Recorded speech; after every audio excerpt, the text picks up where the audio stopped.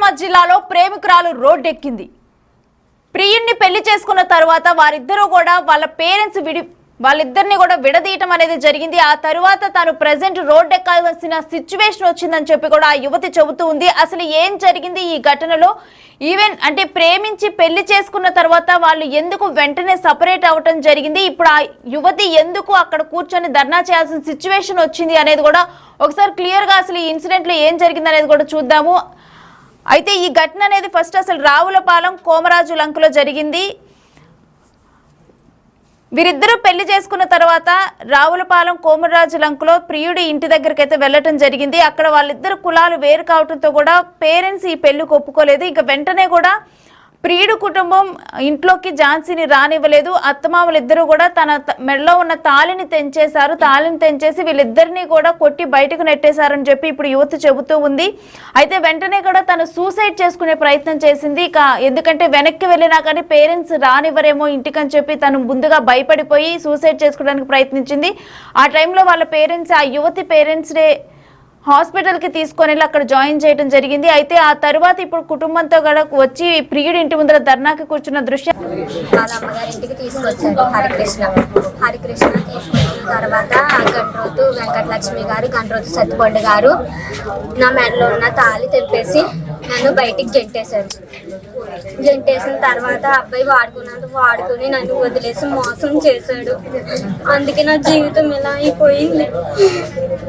నేను శారీరకంగా వాడుకున్న తర్వాత నా బతుకు ఈదుల పాలు చేసాడు. నాకు తనతో జీవితం కావాలి. నన్ను శారీరకంగా అనుభవించాడు కాబట్టి నాకు తనతో జీవితమే కావాలి. లేకపోతే నేను ఇక్కడే చచ్చిపోతాను. నాకు తనతో జీవితమే కావాలి. లోకేష్ అన్న, పవన్ కళ్యాణ్ అన్న నమస్కారం. గండ్రోతు సత్తిపండు గారు అబ్బాయి యామల ఝాన్సీ అయినా నేను ప్రేమించుకున్న తర్వాత పెళ్లి చేసుకున్నాం. నవంబర్ 10 పెళ్లి చేసుకున్న తర్వాత వాళ్ళ ఇంటికి తీసుకొచ్చాడు. వాళ్ళ ఇంటికి తీసుకొచ్చిన తర్వాత నన్ను తాళి కట్టినది మెడలోంచి తెంపేసి బయటికి గెంటేసిన తర్వాత నా జీవితం నాశనం అయిపోయిందని నేను సూసైడ్ అటెంప్ట్ చేసిన తర్వాత పోలీస్ స్టేషన్ చుట్టూరా తిరిగాము. ఇలా నా జీవితం నాశనం అయిపోయింది. ఇప్పుడు చావైనా బ్రతికైనా నా భర్తతోనే, ఇంకెవరు నన్ను చేసుకోలేరు. ఆల్రెడీ నా జీవితం నాశనం అయిపోయిన తలెత్తుకుని బతకలేకుంటే అంటున్నారు. ఎవరి తండ్రి నన్ను అలాంటి కూతురుని ఊరుకుంటారా?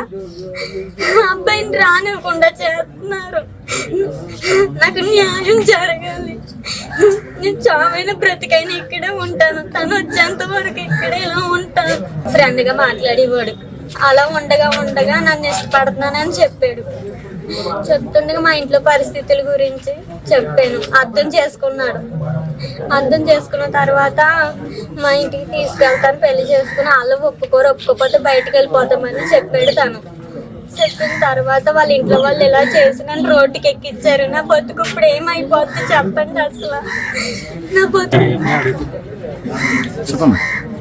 నా భర్త పెళ్ళి అవ్వకముందు ఆ అబ్బాయితో నేను సహజీవనం చేసిన తర్వాత అన్ని పరిస్థితులు అర్థం చేసుకున్నాడు. తను అర్థం చేసుకొచ్చిన తర్వాత నన్ను నా మెడలో తాళి కట్టి వాళ్ళ ఇంటికి తీసుకొచ్చాడు. ఇంటికి తీసుకొచ్చిన తర్వాత నన్ను తాళి తెంపేసి నా మెడలోని బయటికి గెంటేశారు. మా అత్తగారు అయిన గండ్రోతు వెంకటలక్ష్మి గారు, మా మామగారు అయిన గండ్రోతు సత్తిపండు గారు వీళ్ళు ఎదురుగుండానే వాళ్ళిద్దరూ కలిపి ఆ అబ్బాయి ఎదురుగుండానే నా మెడలో తాళి తెంపేసి ఆ అబ్బాయిని నన్ను కొట్టేసి నన్ను బయటికి గెంటేశారు. నమస్కారం అండి. మా తోడుగోలు గారు అమ్మాయి అండి. మొత్తం ఈదుల పాలు అయిపోమని మేము అందరం అండి. మాకు న్యాయం చేయండి మీరు అందరూ కలిసి, మీడియా వాళ్ళు మొత్తం మా ప్రభుత్వం కూడా మాకు న్యాయం చేయాలండి మీరు అందరూ. మా అమ్మాయిని ఈదుల పాలు చేసేస్తే మా కుటుంబం మొత్తం అల్లరి అయిపోయాం కదండి. మాకు న్యాయమే కావాలండి. మా అమ్మాయికి పెళ్లి చేయండి, కాపులను తీసుకెళ్ళాలండి. మాకు అంతే, అంతకన్నా ఏమొద్దులేదు. మా ఇంతల పాతి కూడా ఇక్కడే ఉండి ఇక్కడే చేస్తామని నిరాదీక్షను, ఇంకా ఆమెని నిరాదీక్షను చేస్తామని. మా అమ్మాయిని మాత్రం కాపులానికి మాత్రం పంపాలండి. వాళ్ళ అమ్మ నాన్న ఒప్పుకోకపోతే మాత్రం మేము ఎంతకడకన్నా తెగిస్తామండి. ఇంకా నమస్కారం అండి. మా తోడుగోలు గారు అమ్మాయి అండి. మొత్తం ఈదుల పాలు అయిపోమని మేము అందరం అండి. మాకు న్యాయం చేయండి మీరు అందరూ కలిసి, మీడియా వాళ్ళు మొత్తం మా ప్రభుత్వం కూడా మాకు న్యాయం చేయాలండి మీరు అందరూ. మా అమ్మాయిని ఈదుల పాలు చేసేస్తే మా కుటుంబం మొత్తం అల్లరి అయిపోయాం కదండి. మాకు న్యాయమే కావాలండి. మా అమ్మాయికి పెళ్లి చేయండి, కాపులను తీసుకెళ్ళాలండి మాకు అంతే, అంతకన్నా ఏమొద్దులేదు. మేము ఇంతల పాతి కూడా ఇక్కడే ఉండి ఇక్కడే చేస్తామని నిరాదీక్షను, ఇంకా ఆమెని నిరాదీక్షను చేస్తామని. మా అమ్మాయిని మాత్రం కాపులానికి మాత్రం పంపాలండి. వాళ్ళ అమ్మ నాన్న ఒప్పుకోకపోతే మాత్రం మేము ఎంతకడకన్నా తెగిస్తామండి. ఇంకా నమస్కారం అండి అందరికి. ఏమని ఝాన్సీ అన్న అమ్మాయి వాళ్ళ పిల్లినండి నేను. ఆ అమ్మాయి హరికృష్ణ ఝాన్సీ అని ఇద్దరు లవ్ చేసుకున్నారండి. లవ్ చేసుకుని మ్యారేజ్ చేసుకుని అత్తగారు ఇంటికి తీసుకెళ్ళి వెళ్ళాడండి. అబ్బాయి తీసుకెళ్ళిన తర్వాత అత్తగారు తాడు తెంపేసి కొట్టేసి ఇంటికి పంపించిందండి. ఆ అమ్మాయి అవమానం భరించలేక సూసైడ్ అటెంప్ట్ చేసింది. అప్పటి వరకు తల్లిదండ్రులు ఎవరికే తెలియదండి, ఇంట్లో ఉన్న మాకు కూడా తెలియదండి ఈ విషయం. ఆ అమ్మాయికి చాలా మాయమాటలు చెప్పి శారీరకంగా వాడుకుని చేసుకుంటాను, ఇంట్లో ఒప్పుకోకపోతే బయటికి తీసుకెళ్లి పెళ్లి చేసుకుని బయట బతకొచ్చుమని మాయమాటలు చెప్పి పెళ్లి చేసుకుని తీసుకుని వచ్చేసాడండి. ఇప్పుడు అత్తగారు కొట్టేసి తాడు తెంపేసిన తర్వాత అబ్బాయి దగ్గర నుంచి సమాధానం లేదండి. ఈ అమ్మాయి ఏమో వెంటనే మా ఇంట్లో ఎవరికి చెప్పకుండా సూసైడ్ అటెంప్ట్ చేసుకుని ఇంట్లో పడున్నదండి. వాళ్ళ తమ్ముడు ఎవరో చూసి హాస్పిటల్ అడ్మిట్ చేసి మా తర్వాత ఈ విషయాలు అన్ని చెప్పారండి. చెప్పిన తర్వాత హాస్పిటల్కి వెళ్ళి కేసు పెట్టి అన్ని తిరుగుతున్నాం, కానీ వాళ్ళ దగ్గర నుంచి మాటలు వెళ్ళకపోతున్నామండి. ఇష్టం వచ్చినట్టు కొలు దోసనండి మాటలో. నువ్వు తక్కువ కొలని దానివి, నువ్వు దేనికి పనికిరావు, నలుగురితో తిరిగావు, నలుగురితో ప్రెగ్నెన్సీ చేయించుకున్నావు అని ఇష్టం వచ్చినట్టు ఆ పిల్ల మీద అబండాలు పెట్టారండి. పెట్టి ఇష్టం వచ్చినట్టు అనిపెట్టినారండి నలుగురితో. నేను ఈలో మేము ఎక్కడ తలెత్తుకోలేకపోతున్నాం. ఒక రోజు కూడా ఇంట్లో నుంచి బయటికి రాకుండా బతికిన వాళ్ళమండి మేము. ఈ రోజు నేను తీసుకొచ్చిన రోడ్డు మీద వదిలేహారండి పిల్లని. ఆ పిల్ల కోసం మేము కూడా రోడ్డు మీద పడాల్సి వచ్చిందండి.